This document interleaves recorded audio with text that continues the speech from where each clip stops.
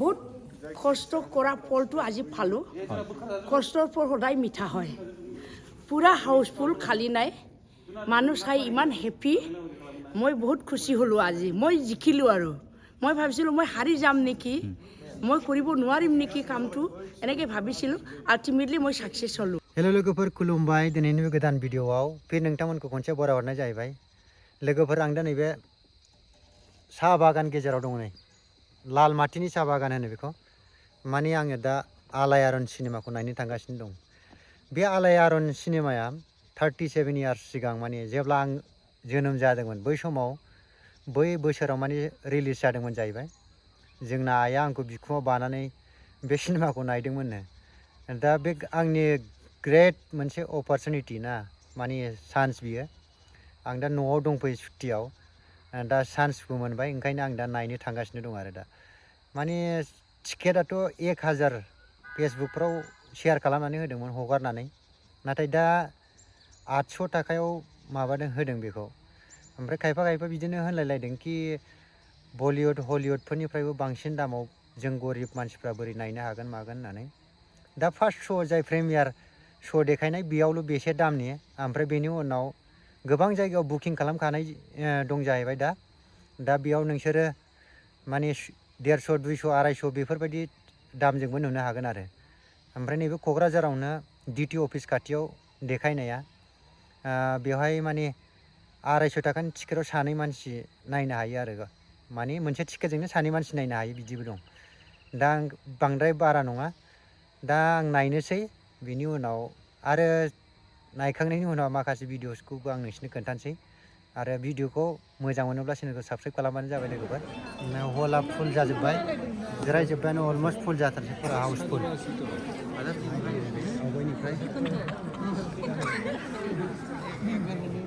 ओरै माखासे आर्टिस्टफोरखौ आर'नाइ माबा गानहोगोन खोमा दा ओरै फुरा जिरायजोब्बाय आहा दहाय टिकेट जासिगौ नामा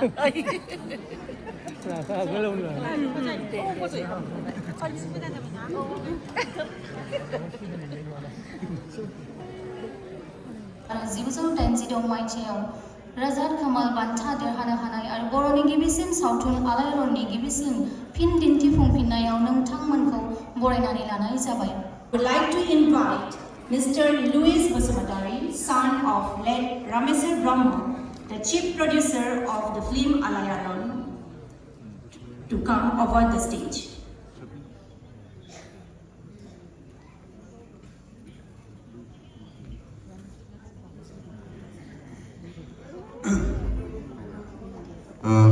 गिबियावनो आंनि खुलुमनायखौ जासिहरबाय बयनिसिमबो जा जायो मोजांनि थाखाय जायो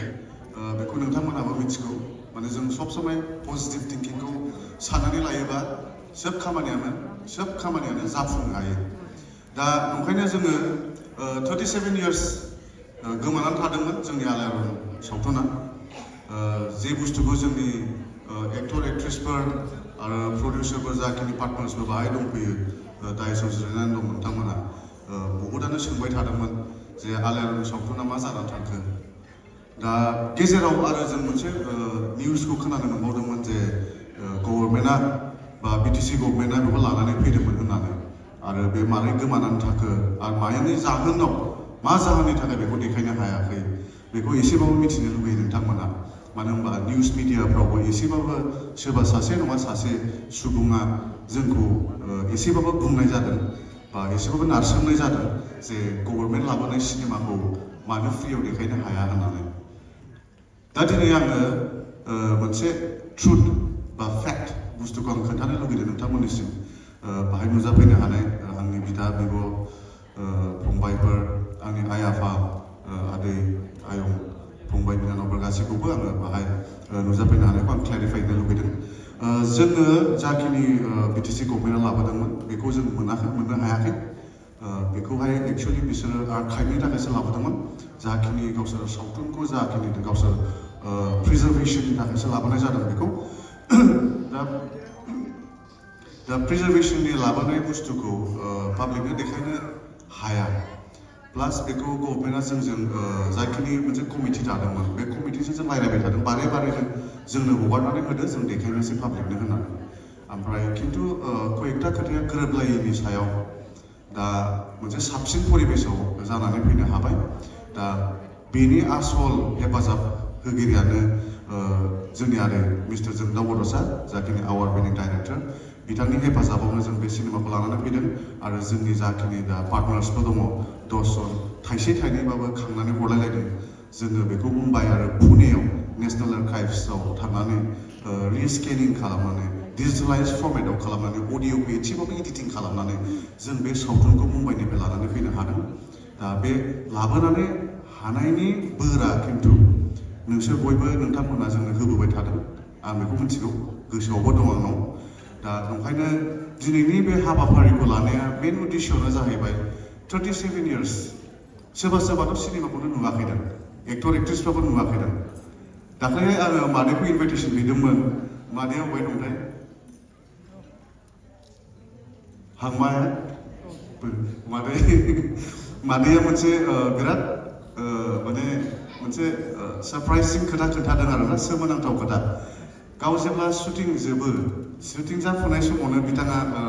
हाबा जादों आंखाला बाहायनो दङ ओमफ्राय मोनसे बुस्थु खोन्थादों बियो गाव माने सिनेमाखौ दिनैसिम 37 years जाबाय खनसेबो नुफेराखै जाहैदों दा बेफोर जाहोननि थाखायनो जोङो दिनैहाय बेखौ इनभाइट खालामनानै जाखिनि जोंनि कन्ट्रिबिउसन होनाय बे आलायारन सिनेमानि थाखाय नोंथांमोनखौ बाहाय लेंहरनानै जोङो बेखौ रिप्रिमियार खालामनो आखायाव लादों आरो जोंनि जाखिनि बाहाय स्टेजाव दाइसआव जिरायनानै दं नोंथांमोननि हेफाजाबजोंसो दिनै जों बे जाखिनि बोथिसे ओंखामखौ आखायाव लादों जाखिनि कफि कापसेबाबो आखायाव लादों बे नोंथांमोननि थाइसे थाइनैनि होनायनि थाखायसो बे पसिबिलिटि जादों दा नंखायनो बयखौबो आं गोसो गोरबोनिफ्राय आंनि हामलायनायखौ जासिहरो आंनाथ' बिफाया गैला नुयोमोनबा I am very sure that he is very proud of me and very proud of all the आलायारन टीम ओमफ्राय एसेनोसै आं बिसोरनो बुंनानै आं जिरायथ'नोसै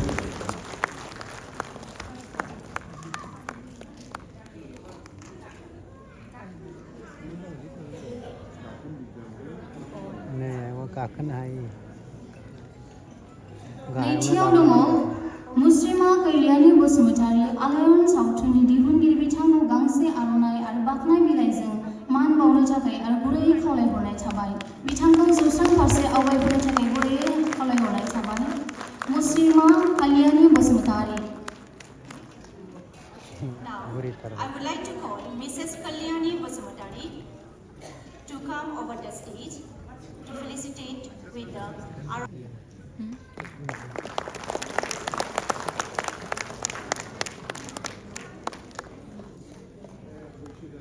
Thank you, Madam Kalyani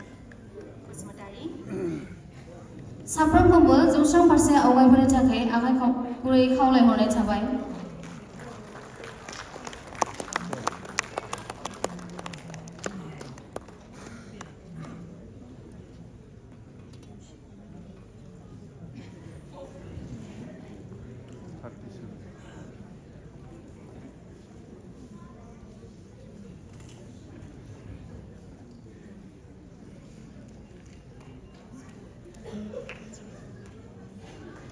नायगिरि साफ्रोम बिथांमोनखौ जों गुरै बिथांमोननि थाखाय आखाइ खबनानै होनो थाखाय गुरैयै खावलायहरनाय थाबाय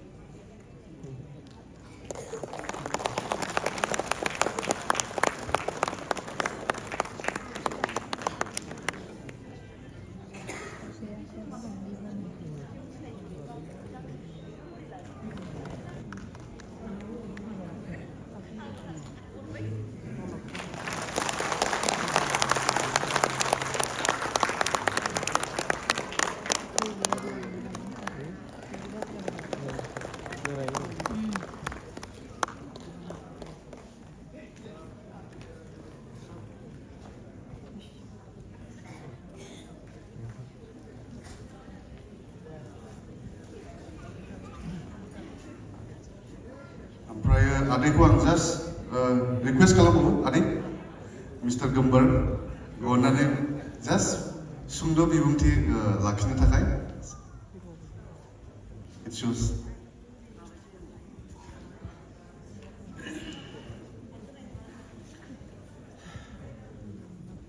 गिबियावनो आं जाय बिथांमोना बे फुंबिलि समाव गिबिसिन सावथुन आलायारन सिनेमाखौ नायनो थाखाय बाहाय सफैदों बिथांमोननिसिम आंनि अननाय आरो सिबिनायखौ बावहरबाय। एसेबां गोबावनि सिनेमा जे सिनेमाया 37 इयार्सनि उनावसो बा 37 बोसोरनि उनावसो दिनै जोंनि गेजेराव सफैफिनदों। दा जोबोद गोजोननाय मोनदों बे सिनेमाखौ जे सिगां समाव जाय बिथांमोना नुदोंमोन बिथांमोनाबो नायफिननो लुबैनाय दंमोन आरो जाय बिथांमोना 37 इयार्स जाबाय बिथांमोनाबो नुफेराखै आलायारना मा बुस्थु मा जिनिस बिथांमोना मिथियामोन आरो दा बिथांमोना मेथाइखौल' खोनायो आलायारन मेथाइखौ दस्रा मेथाइखौ इसेबां माने गोसोआव थाया खालि बे फैलाव बिखायाव सानजाहा आलायारन बेखौ बयनिबो गोसो गोरबोआव दङ आरो बेखौ दिनैहाय नोंथांमोनहा गावनि निजे मेगनजोंनो नुनो मोनसिगोन जे बै समनि जितु माने सावथुन बे सावथुना एक्चुअलि माबादि जादों आरो मानि थाखाय नेशनेल एवार्ड मोननो हाखो रजत कमलखौ माबोरै मोननो हाखो हयथ' बेखौ नोंथांमोना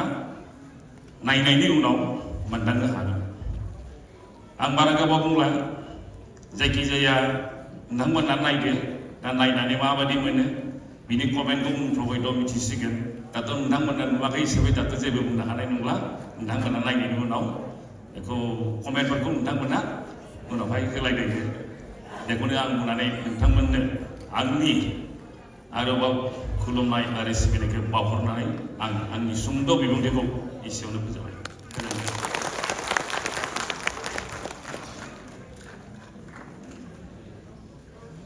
गोजोननाय थाबाय आदै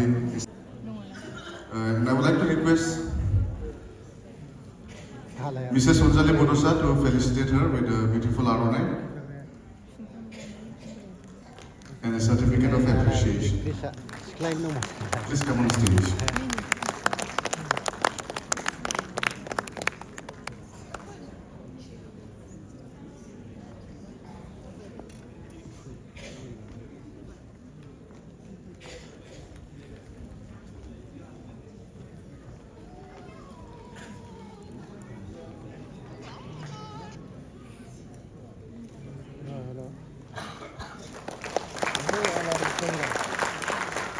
बिथाङानो आलायारनाव मेन लिड रल लानायमोन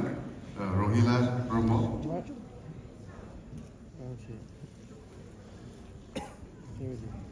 आरो बिथांखौबो फंसे लाइनबाबो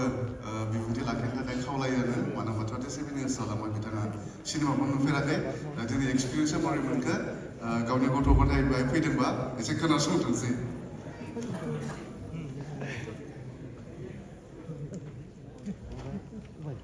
हेलो बयनोबो खुलुमनाय आरो अननाय थाबाय। आङो बिदि स्टेजाव माबानानै जेबो बुंफेरनो रोङा आं जेबो बुंनो हानाय नङा। आं बे आलायारन सिनेमाखौ आंबो नुफेराखै दिनै नोंसोरजों 37 इयार्सनि उनाव नुगोन साननानै आंनो मोजां मोनबाय बेखौनो आं बुंनोसै।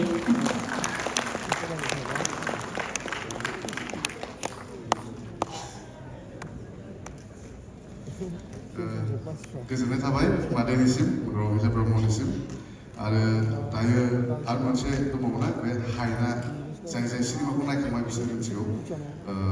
मिसेस श्रुति ब्रह्मा बिथांनि न'खरनिफ्राय जाय फैदों अननानै आं स्टेजाव लेंहरो बिथांखौ।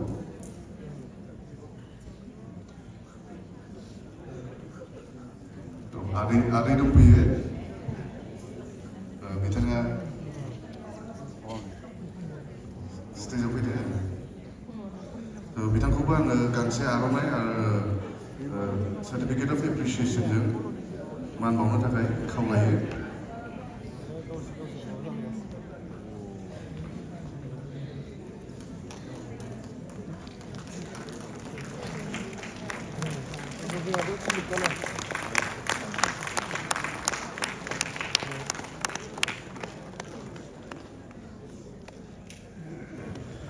बिथांखौबो आङो गांसे आर'नाइ आरो सार्टिफिकेटखौ होनानै मान बावनो खावलायो।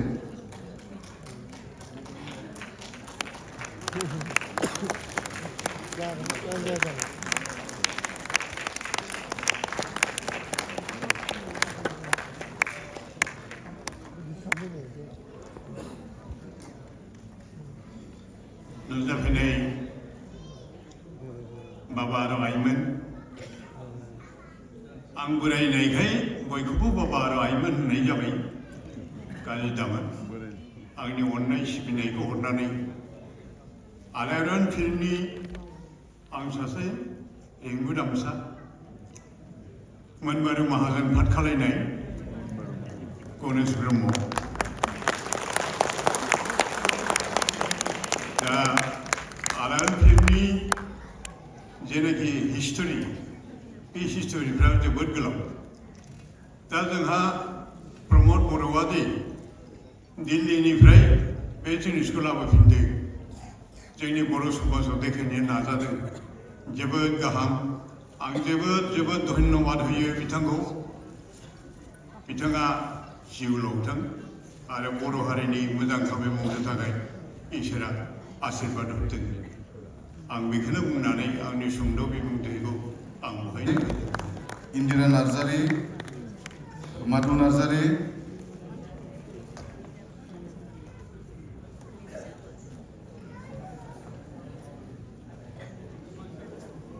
आरो जोंना कयेकजन दंमोन। नोंसोर दा सिनेमायाव नायबा नुलांगोन। माने बै समावहाय सिनेमायावनो दङ मडेल गार्लस जालायनाय ना, बिथांमोनखौबो जों मान बावनो लुगैयो। चित्रलेखा, ओमफ्राय प्रिति, ओमफ्राय झरना, उषा रानी, रुमा रानी, अननानै स्टेजाव फैदो, जाय मडेल जादोंमोन गोदो। जों फारियैनो खनसेयैनो आर'नाइ आरो सार्टिफिकेट अफ एप्रिसिएसनखौ होलांसै, ओमफ्राय बेनि उनावहाय जोङो सावथुनखौ जागायजेनसै। डिरेक्टर कर्सखौ लानानै फैबाय, नोंसोरो गोजौआव बिफाङाव गाखोहोनानै नोंसोरो मानो गुदिखौ दानखा? तখন मोदै रथ' रथ' गाबनानै बुंदों दिनैनिफ्राय लिरसिगोनलै आगै सुखा। आरो सेकेन्ड पइन्टआ जादोंमोन आंना मा, नैबे सुलेखा अरुण बिथांमोना रोजाबदों माने चित्रकूटाव गुवाहाटीयाव। बे समाव गाराङा जाला, ओरैबायदि जाला एनि थायो। तখন आङो नुबाय एन्टेनाखौ, आंनो 1,000 थाखा हरनाय। लाबो आंनो गारिखौ सहर। बेनिफ्राय थांबाय आं सल्टुकुटा बे गाराङा जाला नालाय बिसोरनो मस्ला नांगौ। बे मस्लाया मा मिथिबाय? एखेबारे माबायावहाय थांनानै एसपि अफिसनि गोजौआव नेपालिनावहाय पेटि मोनसे जौ लाबोनानै बिफां गाखोनानै जै माबादों बुंनांगौ बेनो जोंनिखौ माने माबा फब जाबाय होननानै आदा मुसमान ब्रह्मआ गावहा मिमांनि सिमांखौ माबा बिजु फन दाखौ लालायनानै सुटिं खालामदोंमोन। माने नोंसिनि आलायना फबलै जोंनियासो जाबाय बुंदोंमोन। लास्ट पर्यन्त आफा इसोरनि अननाय बिथांनि हिर'मोन नार्जारि बिथांमोना सेक्टराव दं। नै जोंहा माने सुलेखा, आगै सुलेखा आरो माने बिथांमोननि गारां मानायाव मुनि नार्जारिनि रनसायनि गारां रनसायनायाव नैबे दा नैबे आं बेखौनो बुंनानै फोजोबबाय। जोब्बाय मुभिया।